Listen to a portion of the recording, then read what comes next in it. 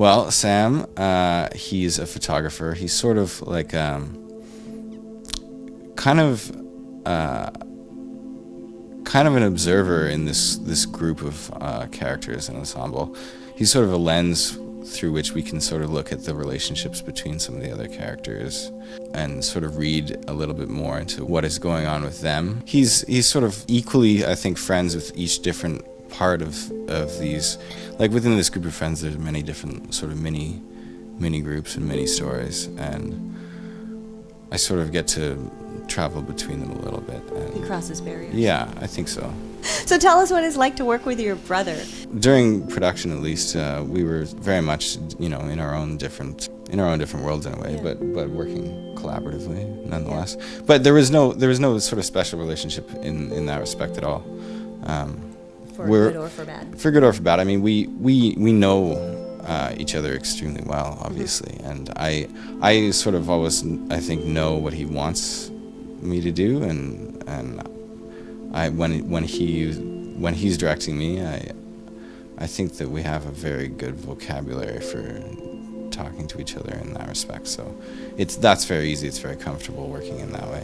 It's a really, really interesting piece, and for me, there was so many parts of it that I related to very strongly. Sort of coming, this whole group of friends that were together since high school, and some are from the same small town.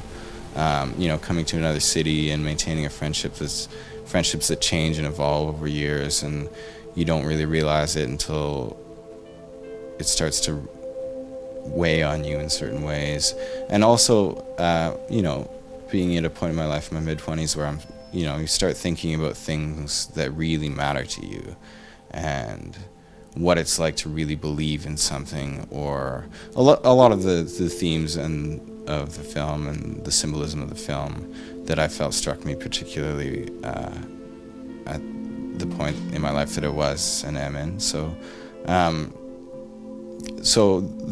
those things specifically, but also the tone of the film, the lyricism of the film, I feel is something very unique to Canadian cinema, that we don't really get to appreciate in this sort of like art, cinema, poetry. What would you say to viewers who are going to see this and may not know what they're going in for?